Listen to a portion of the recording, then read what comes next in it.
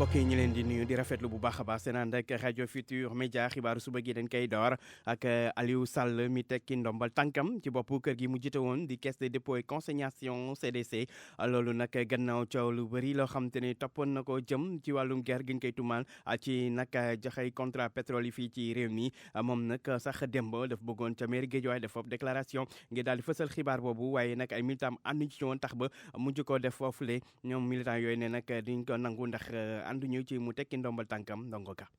mu doonoon ab déclaration publique buñ doon xaar ci Aliou Sall bu mu waroon a amal ci biir mairie bu Guédiawaye waaye militant mi ni du fi amee xanaa day seet feneen loolee tax ba Aliou Sall mujj nag daal dee àddoo te suñuy naataango yu Dakar Actu. nit ki da nga am fu ngay toll ci tuuma gannaaw ba nga ko teggee ci ay wax nga teg acte buy wone ne yow lii ñu lay tuddal naan yow kuy profitoo nga ci wàllu alalu Sénégal kuy profitoo nga ci nguuru Sénégal ndax rek sa mag mooy président nga teggi loolu bu dee direction caisse de dépôt moo tax wax ji yëpp am ma jël décision teggi suma ndombo tànk ci caisse de dépôt consignation am yaakaar ne justice bi dana liggéey waaye yàlla dana wone dëgg gi balaa muy yàgg. yu jiitu yile kàddu Aliou Sall sol lu weex ci biir otoom daal dee gis nag militant yi daal dee bloqué lii di cortège am ci fi yemook ci buntu mairie bi.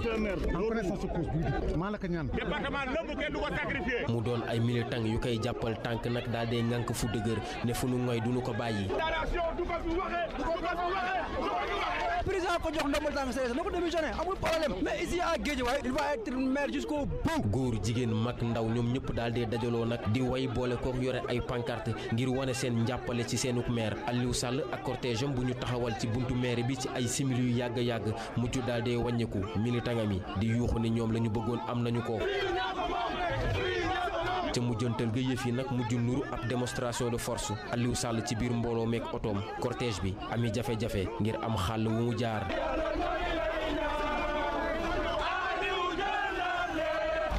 Ndongo Ka Guédiawaye RFM. Ndongo Ka moom Aliou Sall nag gannaaw coow li ko topp ak tuma yi li mu def moo di ne jël kaamilu alxuraan giñ ne mësul laal 15 boo xam te ne dañ ko ger ci wàllum coowul pétrole googu mu leeral tamit ne amul benn action ci banque bi di BDK Aliou Sall ci micro seen naataango yu Dakar. maa ngi téere alxuraan bi di waat ci sunu borom di waat ci alxuraan ne lii ñu may tuumaal ne dama jot xaalis bu jógee ci Timis Corporation dugg ci société bu ñuy wax Agritrans ne mosula am du dollar bu gën a ndaw waxuma la nag $250,000 bu mos a jógee ci Timis Corporation dugg ci compte Agritrans. ñu ngi may tuumaal tamit ne xëy na dama am wàll maanaam li ñuy wooyee action ci société yi nga xam ne ñu ngi liggéey pétrole ci Sénégal ma leen di waatal ci alxuraan ne amuma benn wàll awuma benn pourcentage maanaam ay action yoo xam ne ci société yi liggéey pétrole ci Sénégal la wala sax ci yeneen société yi ci àdduna bi yoo xam dañu am relation ak pétrole wala gaz ci Sénégal loolu maa ngi koy waat ci alxuraanu yàlla bi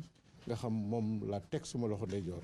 di leen wax ne tuuma yooyu yëpp amul. ma ciy profité tamit ndax xëy na du actualité waaye souvent am na ñuy waxtaanee naan banque boobu ñuy wooyee BDK dama ci am action wala dama ci teewal Macky Sall yor ay intérêt may waat tamit ne banque boobu yi tamit ñu may tuumaal ne maa ko moom wala dama ci am wala dama ci représenté Macky Sall amuma ci benn action même bu tolloog 0,0001%. awma ci benn action même bu tolloog 0,00001% di kàddu yi Aliou Sall ak lu mën a xew gannaaw bi mu tokki ndambal tànkam ñi nga xam te ne ñoo doon xeex ngir mbir mi leer di ax li ñu bokk ak tamit ñi kii di Abdoul Mbaye nga xam te ne ràññoo nañ ko ci xeex boobu ñoom nee neen xeex bi dañ koy wéyal li leen yitteel du Aliou Sall waaye mooy yoon leeral bi ba mu leer nañ ñu xam fu dëgg fete ci coow loolu Makumba Bey. waa aar li ñu bokk nee nañu dégg nañ démission bi waaye taxul xeex bi jeex Cheikh Tidiane Dieye kenn ci ñi ko jiite. li nga xam ne moom la ñu laaj démb ak barki démb donte nit démissionné na wala keneen mën na cee topp ñun dañu ne képp koo xam ne tudd nañu sa tur ci rapport inspection générale d'État bi nga xam ne kenn mënul laam-laame ni am na képp kuñ ci tudd sa tur ñu woo la jébbal la yoon def ci li mu war. ñaareel bi ñu ni woon nañu renégocier contrat yi nga xam ne jox nañ ko Franck Timis te mu di contrat yu bon ci askanu Sénégal di tax ñu ñàkk suñu alal ñàkk suñu pétrole ñàkk suñu gaz te muy dem ci ñoo xam ne ñii kenn mënul accepter ñooñu di jël suñu alal di ko yóbbu ak alal ji nga xam ne itam ñu ngi koy tudd mu dugg ci ay compte bancaire fii ci réew mi wala ñu koy tudd ni ay at ci kanam dina dem ci ay compte ci li ñuy wax ay paradis offshore ak fiscaux ci bitim réew loolu yëpp ñu jëli ko mu duggaat ci biir réew mi nga xam ne dina nekk njëriñ ci askan wi. nee na balaa yàgg dinañu xamal ñi ñu doon woo fan lañ leen di woo ñu jëmati fa ak li ci topp Abdoul Mbaye mi fi nekkoon premier ministre moom musut woon a sàkku Aliou Sall wàcc waaye nee na baax na mu jóg ci toogu boo xam ni waru fa woon a mas a toog mukk ndax code des collectivités locales article 100 ba moo ni ab maire warul nekk comptable ba pare mu jiite CDC di lebal maire yi mu jàpp ni fi mu ne nii nag yoon moo war a dox leeral mbir mi yépp. li am solo mooy nañu doxal yoon man mooy ma la laaj depuis léegi def na ñetti at xam lu tax ñu jëbbal pétrole Sénégal teg ko ci loxo ay saay-saay te loolu Aliou Sall si ñëwu ci dara sudul defal leen ma ñu defal ko kon nañu topp loolu ak itam lépp loo xam ne Sénégal moom na ko Sénégal waroon na ca jot ñu fexe ba mu dellu si ci loxo Sénégal. muy ci société civile bi di ci kujje gi li ñu wax mooyam Aliou Sall démissionné na waaye combat bi day wéy. Makumba Bay combat boobu sax di wéy waral ba ñenn ñoo xam te ne ci géejawaay la nekk fare ci opposition bi Babacar Mbaye Ngaraaf ak ñi mu àndal dégg ngeen ko démb ci xibaar yi ñoom nag déposé nañu demande d'autorisation ngir amal ab marche doxub ñaxtu ñeenti fan ci weeru juillet bi ñu dëgmal foofa ci géejawaay liñ ci jublu nag mooy sakku ñu leeral coowal pétrole googu ci geneen wàll nag ñi ànd ak Aliou Sall nee na du leen ci bàyyi ñoom tamit daañu def seen marche ca même bés ba ak tamit même waxtu bi fan yii jaar tamit foofu la ñuy jaar ñoom waa ñuy jàppale Aliou Sall ay coppite am ci biir APR Moussa Sow moom nag moo jiite léegi ndaw yu APR yi di COJER Moussa Sow daal di wutu ka fa newoon ba fii di Thérèse Faye Diouf naka noonu tam ci kuréelu jigéen yu APR yi am tamit coppite Ndeye Saly Diop Dieng di ministre de la femme moom léegi moom moo jiite jigéen yu APR yi mu wutu kii di Ndeye Marième Badiane dogal yooyu nag njiitu réew mi président Macky Sall njiitu APR moom moo ko jël nag démb 8h tegal juróom-ñett bi. pour man RFM mooy rajo bi gën a jege askan wi. RFM rajo bi jaamu seen soxla. wéy ci xibaar yi wax ci leneen di ay bés yu ñu jagleel ñaax nit ñi ci ñu moytu drogue ci Sénégal ñi koy dox tey jii ci talaata ji démb nag laata xew-xew bi nag lu toll ci 4 tonnes drogue lañu daal di taal lakk ko kon ca Tëngéej di loo xam te ne nag bëri na lool tax sax ba ki nga xam te ne moo jiite kuréel gi xeex drogue ci Sénégal te mu ay ministères yu bëri ne nag li ñu nemmeeku moo ne jamono ji diwaanu Ndakaaru nekk na gox boo xam te ne dox yamba bi ak njaam yamba bi fës na fi lool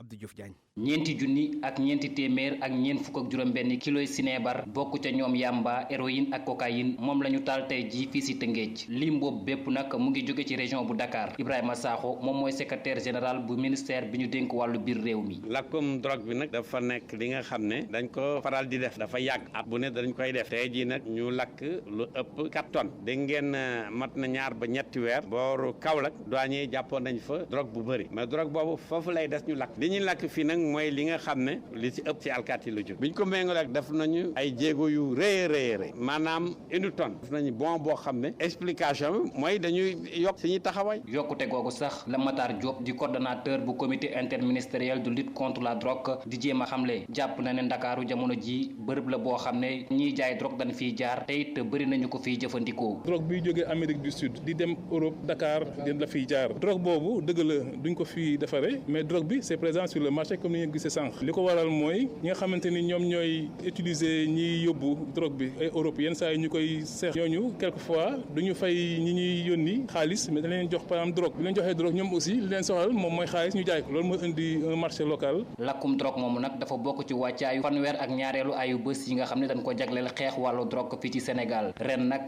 thème bi nga xam ne moom la ñu fas yéene waxtaane mooy xeex mbirum drogue ci biir école yi ku nekk war cee dugal loxoom ngir daal di aar ndawi Sénégal RFM Rufisque Abdou Diouf Diagne ay bés yu ñu jagleel xeex drogue ci Sénégal di tàmbali nag tey jii tey lañ koy lancé ci teewaayu ministre de l'intérieur Aly Ngouille Ndiaye mu fekk nag jamono jooju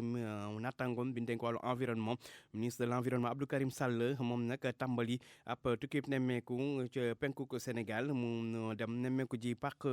Niokolo-Koba di parc boo xam te ne ca am la fa fan yi la ñu weesu gannaaw nit ñoo xam te ne lañ doon liggéey or di gasi or foofu la ca parc ba di koy yàq tax sax ba am ñu ngi ciy jàpp yóbbu leen kaso ministre Abdou Karim Sall ne nag daan jël matuwaay ngir gën a saytu karange gi foofu la ca parc Niokolo-Koba Moussa Omar Gueye agent parc nationaux ak yeneeni acteurs yi nga xam ne dañu bokk ci ñi nga xam ne dañuy jeex wurus wi ci biir parc national bu Niokolo-Koba kii di jëwriñ bi ñu dekk lépp lu jëm ci wàllu environnement ëtt bu yaay bi ñu wërngal këpp xamle na ni ñooñu nag daan yi war a dal dina dal ci seen kaw Abdou Karim Sall. hors péage bi mooy ñi nga xam ne ay saay-saay lañu amuñu permis amuñu autorisation bien sûr avec la complicité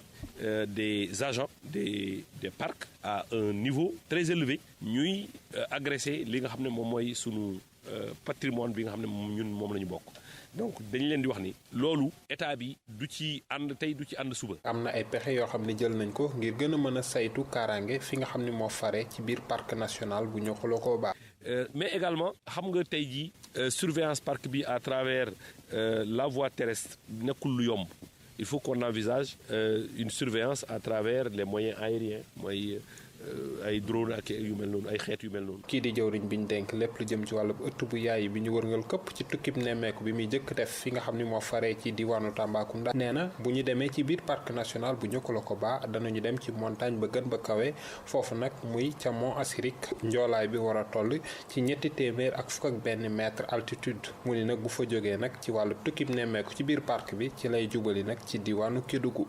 Moussa Oumar Gueye Tambacounda rajo Futur Média. Moussa Oumar Gueye ñi di liggéey ci ferraille yi ñoom meex loolu lañu def ndaxte nee nañ marché bi ñaari usine rek jóge bitim réew ñoo fi nekk daal di ci teg loxo loolu nag lañ bëgg mu dakk ñu bëgg nguur gi daal ci jukka Serigne Momar Soxna moo wax ci turu ferrailleurs yi ñu déglu ko ci micro Ibrahima Diamé. ñun ferrailleurs yi dañ nekk si ay jafe-jafe yoo xam ne suñu liggéey nam noon doxee mënut a dox ba léegi usine bi nga xam ne mooy Someta bi nga xam ne moom moo rek mooy jënd ferraille ak usine bu bees bi ñu wax Fabri Métal dafa am ay jafe-jafe yoo xam ne yu bëri moom lañ leen jàkkoonteel mooy ñun ñu ngi uti nañ suñuy xaalis ci banque yi uti nañ suñuy xaalis jaay suñu alal pour commencer waat liggéey fi ne ñun suñu yóbbee suñu ferraille tamit ñoom dañ koy jënd waaye Someta moom day toog 15 jours soog la fay sa xaalis ñaareel bi mooy Fabri Métal bi nga xam ne dafa xew nga xam ne tey ji ku fa dem wàccee tey ñu fay la waaye suñu la wàccee sa ferraille man Serigne Momar Soxna man gis naa ni man suma bopp chaque 15 jours danañ ma dagg lu mat 1 tonne 500 mooy camion bu dem danañ si dagg 500 kilos 500 kilos yooyu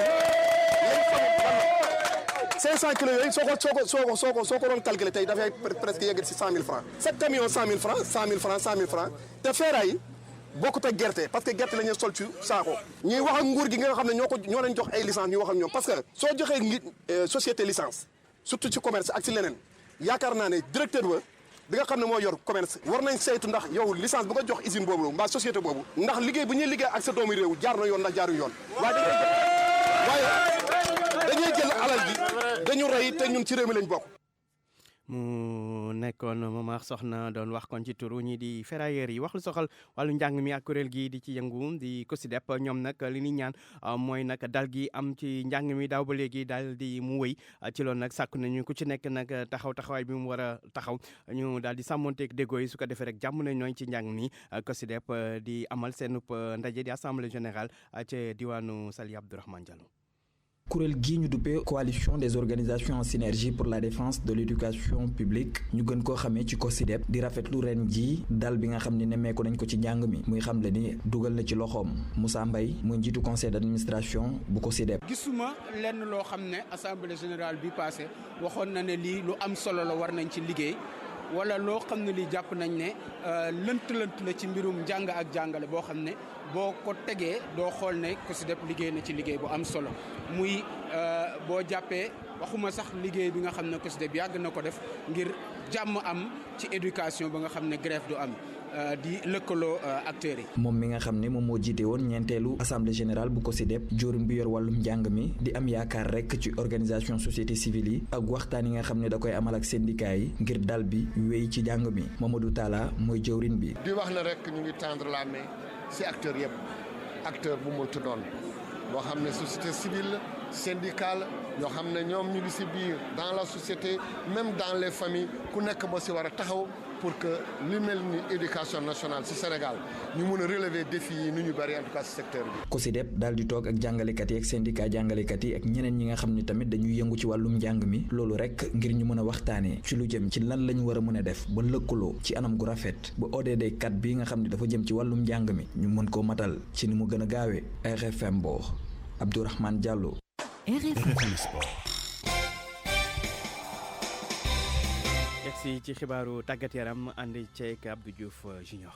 jërë ngeen jëf ci déglu bi dal leen jàmm ci xibaaru tàggat yaram yi ñuy doore wàllu football ak Coupe d'Afrique des Nations 2019 jongante bi doxoon diggante ñaari dëkkandoo yi Mali ak Mauritanie waa Mali ñoo mujj daan Mauritanie ñeenti bal ci benn Abdoulaye Diaby Moussa Marega Adama Traoré mi ñu naan Nos ak beneen Adama Traoré bi ñoom ñoo dugal biu Mali yi Sidi El Hassen ci côté Mauritanie moom moo dugal bii bu njëkk boo xam ni équipe nationale bu Mauritanie dugal na ko ci ab Coupe d'Afrique des Nations ndax bii mooy buleet ñoom waa Mauritanie ñuy bokk ci ab CAN waaye jàppaleen ni moom kon dugg na ci taarixu footballu Mauritanie ndax dafa dugal benn penalty bi ñu dawalee lu toll ci juróom-ñaar fukk ak ñaari simili ki ngànk raaya bi jamono ji di Cameroun tey jii lay football kon seen digganteeg suñu beneen dëkkandoo bi di Guinée Bissau lay doon juróomi waxtu su jotee ci ngoon waaye jàppaleen ne Joël Tague nekk benn ci attaquant yu Cameroun du bokk ci boobule jongante ndax dafa am jafe-jafe ci wàllu xol noonee lañ ñu ko xibaaree waaye Ghana ak Bénin ñoom daañu laale su 20h jotee muy beneen derby boo xam ne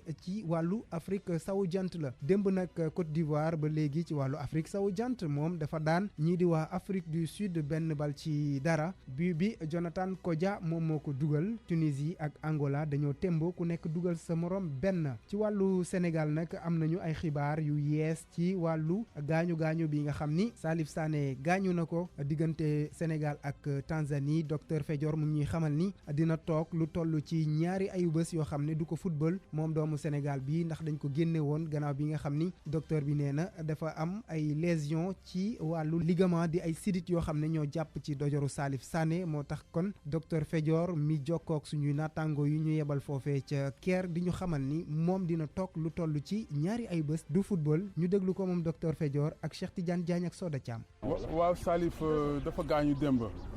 bi match bi ñu dawalee ci match bi à peu près ñaar fukki minutes donc en fin de compte dafa duñ ko mujjee génne ci fin wu match bi ñu mujjee ko yóbbu hôpital pour xool état côté rajo bi donc bi ñu defee rajo bi benn IRM nañ koy dañuy wax dañuy gis ne dafa am benn lésion daal ci tànk bi ci sidditu tànk bi tànku càmmoñ bi donc fu mu nekk daal xalaat nañ ne il faut que daal mu noppalu pendant fukki fan ak juróom. Sadio Mané mi nga xam ne nag bokkul woon ci jongante bi suñu digganteeg Tanzanie moom vice capitaine bu gaynde yi nee na daal jongante bi nga xam ne doomu Sénégal yi jongante nañ ko seen digganteeg Tanzanie jongante bu neex la woon waaye suñu digganteeg Algérie du yomb benn yoon terewul nag moom Sadio Mané nuppi na ngir def lépp lu ñuy xaar ci moom ñu déglu ko ba léegi ak suñu envoyé spéciaux ya ca Caire ca Égypte Cheikh Tidiane Diagne ak Soda Thiam. si pare nañ ñun kay waajal nañ ko comme ñu ko war a donc ñun kay jour ji rek la ñuy xaar def comme ni ñu ko daan defee et puis def lépp gagné. non loolu du poids comme ni ma ko yàggee waxee man moom je pense que équipe Sénégal yëpp la ñuy xaar en tout cas man daal def naa li ma war a def et puis préparé ni mu ko waral donc loolu xam naa beneen bonus la pour équipe la avec si joueurs et puis joxe nañ lépp macha allah def nañu match yu baax et puis dominé nañ match yëpp et puis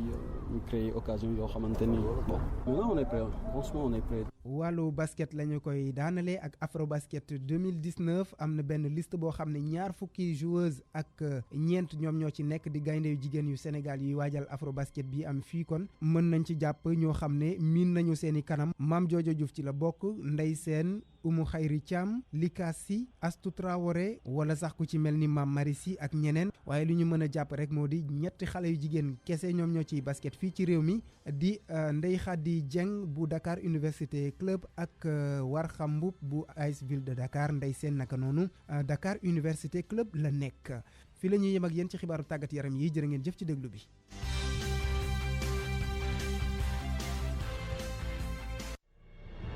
ak RFM kumpa jeex na.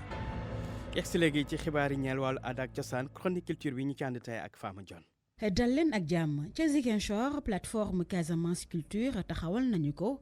la ko tax a jóg nag mooy boole acteurs culturels yi ngir ñu mën a ñoŋal seen liggéey fexe it ba ñu am ab reconnaissance ci bitim réew maanaam ñëpp ràññee seen liggéey. Lamine Ba teewoon na ndaje ma ñu teewlu ko. ñi nga xam ne sànc nañu plateforme Casamance Culture Compagnie ne nañu li ñu seetlu mooy amul daanaka ay jotaay yi nga xam ne rek artistes Ziguinchor nañ ko bokk waxtaanee jafe-jafe yi nga xam ne rek moom la ñuy jànkuwanteel ngir wut ci ay pexe jublu ci loolu nag moo tax a jóg ñi nga xam ne ñoo taxawal plateforme Casamance Culture Compagnie Mouhamed Khadra moom moo jiite plateforme Casamance Culture Compagnie. il faut que artistes yu nekk Casamance ci yëpp ñu nangu mànkoo nekk benn bu ñu ñëwee Casa Culture Compagnie tout le monde est le bienvenu. ñun ñëpp ñu toog ku si nekk joxe sa xalaat ñu xool lu bon ñu tegee na le lu baax ñu jël pour mun a yóbbu affaire bi si kanam parce que ñun tey taxaw nañu mais sans nit ñi mënuñu dem. ab conférence lañ dooree li nga xam ne nag mooy lancement plateforme bi ñu doon waxtaanee taxawaay bi nga xam ne nag caada bi mën na ko indi ci sukkali li nga xam ne nag moo di koom-koom mi waaye saxal fi jàmm ji kii nga xam ne moo jiite conférence bi nag rafetlu na bu baax a baax taxawal bi nga xam ne nag def nañ ko plateforme bi Khalifa Dramé lay wuyoo. dañ ko yàgg jooytu xam nga tamit nga ñëw ci bërëb nga fekk ku nekk dem yoonam mais du neex. loolu du mën a ànd donc lii moom lu baax la loo xam ne vraiment war nañ ko mën a pousse mu jëm ci kanam puisque am na koom am na jàmm bu ñëpp doon waxee benn baat mais yaakaar naa ne ci biir boobu bon on est en démocratie quand même xam nga mun nga wax lii arrangé wul nit ñi ñu wax mais waxtaan mooy teg lépp te waxtaan aada la ak cosaan ci Sénégal. groupe ATK Sound System nag am na prestation bu am solo bi nga xam ne nag amal na ko ngir bokk ci li nga xam ne nag moo di lancement plateforme bi ay artistes nag wone fa seen xarañ bu baax a baax ci kanamu Ziguinchor yu bëri nga xam ne nag ñoo nañu fekkee ndaje bi lee. jaajëf Lamine Ba ci tënk Éthiopie mooy dalal ñaareelu édition bu Coupe d'Afrique Slam ak Taalif ndogal lile ñu ngi kaa jël dimanche gi ñu génn ca Yaoundé ñi ko jël di conseil d'administration bale compétition bi nag nga xamante ni ci atum 2018 doomu Sénégal bi di Abdourahmane Dabo ñu gën kaa xam ci turu Alfarouk moo ko gagné woon daañu ko amal ci weeru novembre ci atum 2020 li moo nekkoon seen chronique culture ba suba ak jàmm.